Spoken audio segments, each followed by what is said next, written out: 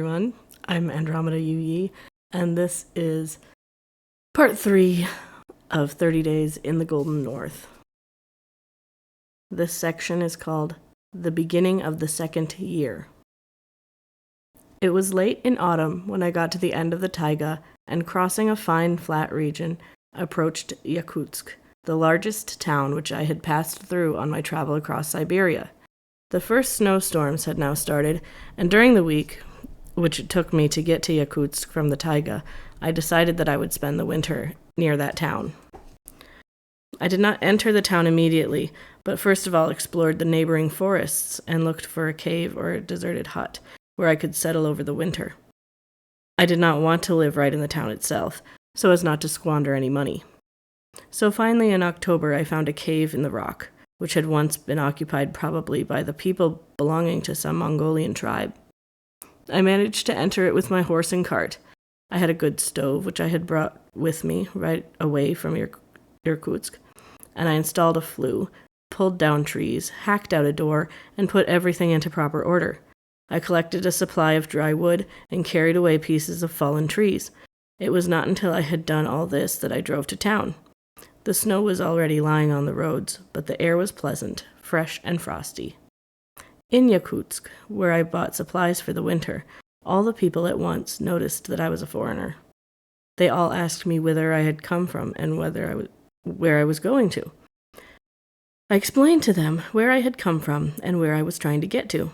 They threw up their hands in amazement, and they all declared that I would never get there, because I had not yet covered even a third of the journey. I laughed and said that I had already covered plenty of ground and had plenty of experience, and that I should not only safely reach the shores of the Arctic Ocean, but get further still. Altogether, I went 3 times to Yakutsk to fetch supplies.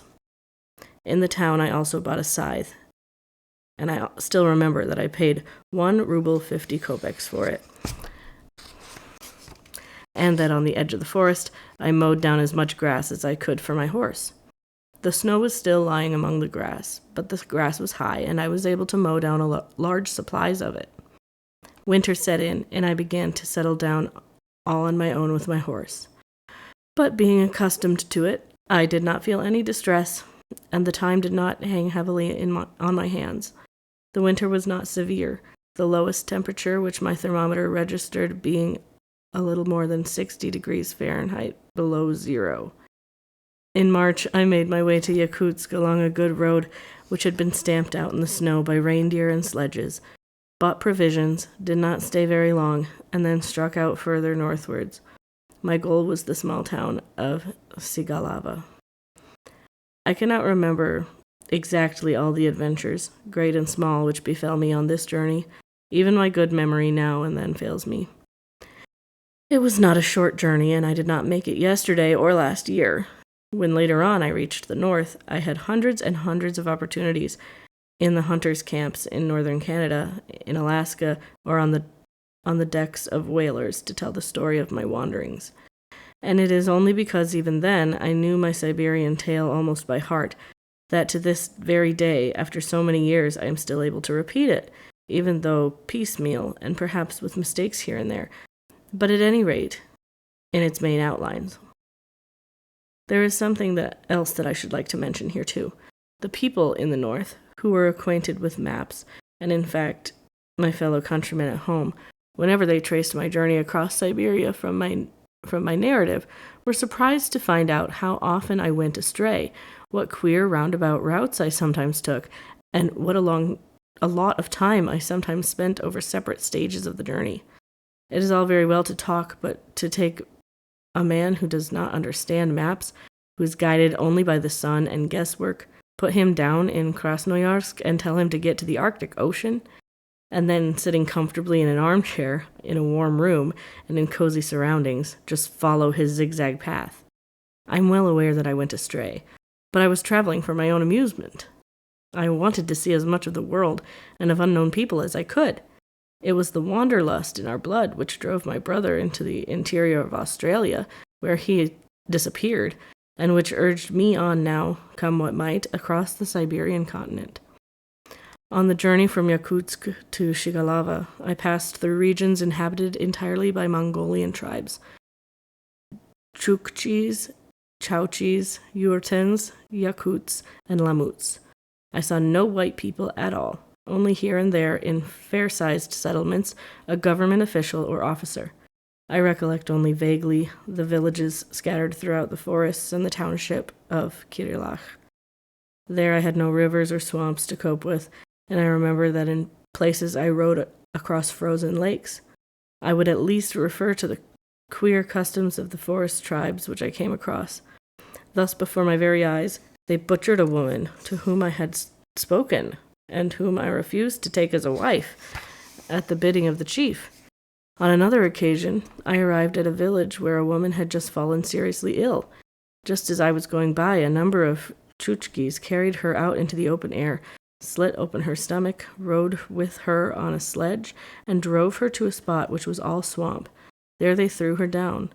I was half dead with horror when I saw this, and wanted to shoot at them at once, but there were too many of them, and I was afraid that they would kill me if I missed them. So I thought it would be better to hurry on.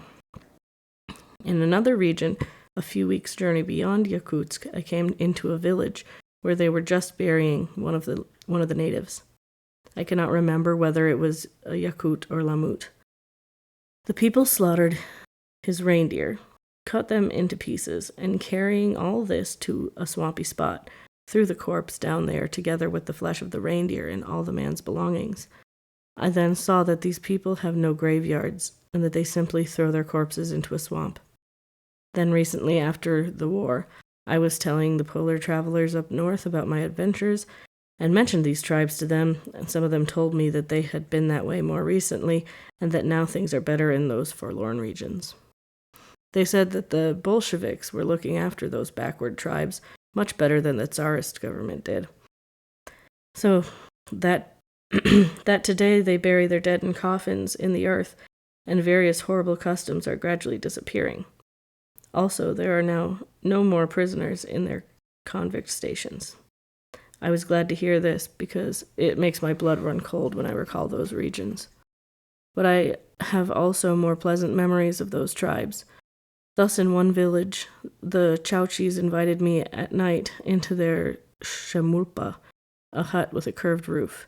I accepted their invitation because it was quite cold outside. They told me to undress. I complied with this request because it was very hot there. When I had lain down and pretended to sleep, I heard them searching through my box, taking everything out and admiring it all, but they put everything back again, and not a single match was missing. Altogether, the Mongolian tribes in the north do not steal. I discovered this not only in Siberia, but in particular later on with the Eskimos in the islands of New Siberia and in the most northerly part of America. The river Yana proves a nuisance, and tu Kolim. It was already June when I reached Shigalava, a small town situated in the center of extensive tundras. The road beyond it was a good one, well trampled into shape by reindeer, and I journeyed quickly from there toward Verkhoyansk. I got along easily, I had no cares, and all was plain sailing. I met with the various Mongolian tribes, but I cannot say now what their names were. I could not talk to them because none of the people understood Russian. Each of them jabbered in his own lingo, and when I said questioningly, Verkhovskayansk? Verkhoyansk? They pointed to the northeast and replied with a laugh, Verkhoyansk, Verkhoyansk. I had reckoned out that I was now near Verkhoyansk, and it gave me a feeling of satisfaction to think that I had reached this point safely, for I knew that I was now traveling on the other side of the polar circle, and all the surroundings, the changing character of the landscape, made it clear to me that I was now a long way up north. It soon turned out that I had taken too much for granted. Suddenly I encountered a huge river that I'd never imagined would get in the way. As I found out later, it was the river Yana. It had overflowed its banks to an enormous extent. The swollen waters were racing wildly to the north. The other bank at this particular spot was a mile or two away from me. So there I stood in very low spirits and said to myself, "What is to be done? Now you are in a tight fix." There was not a living soul about, and it was out of the question to try and find to ford a river of that size. For a long time I walked up and down, but there were no signs of any ferry. I thought to myself that I could not stop here to do nothing and wait for the river to freeze in the winter. At last I had a bright idea. I took out my tools, all the necessary implements, and began to cut down some trees. I knew that my only help would be to make myself a raft. I bore holes in the logs, then I whittled out strong pegs and used them as nails. Because I had none as big as that. For building that raft, I certainly used at least 40 yards of timber. There were 3 rows of trees, one on top of the other, so that the horse should not stand in the water, or be washed away by the muddy waves.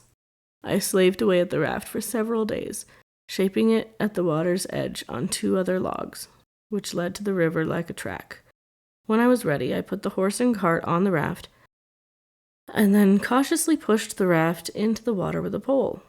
As soon as it was afloat and had begun to move slowly around with the current, I myself jumped on the raft, pushed off for the last time, and guided it with a pole farther and farther from the bank.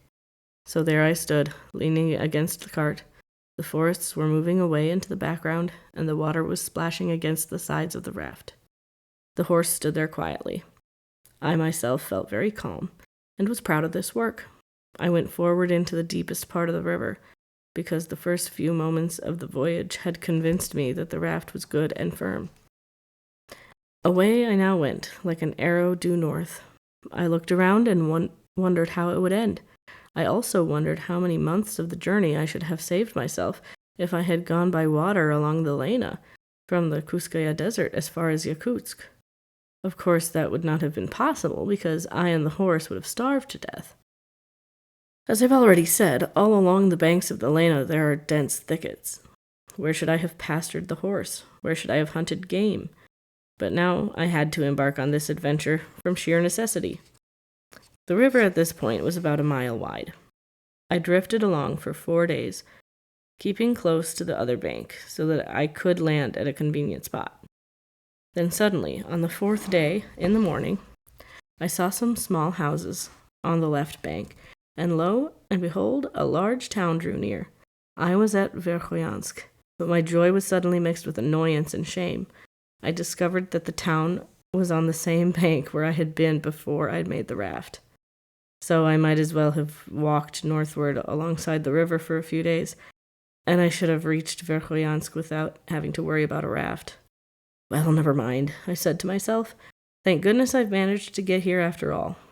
I steered the raft back to the left bank as best I could, but I was so close to the right bank that I could not manage to get across the flooded river in so short a time. I almost tore my hair with despair when I saw the town disappearing on my left, while the river carried me on, until the town had disappeared in a huge bend behind a stronghold of thickets growing on the bank, and I was drifting further and further north. At last I had worked my way to the bank, which meant so much to me, but then I saw that I could not land on account of the thickets. I pushed off again and tried another spot once more without success. Once more I had to push off and make another attempt. It was not until I was about 4 miles beyond Verkhoyansk that I found a place where the clumps of thickets seemed to me narrower. Here I got out, sat down on the bank, and cursed my bad luck aloud. At last I decided that I would hack my way through the thickets.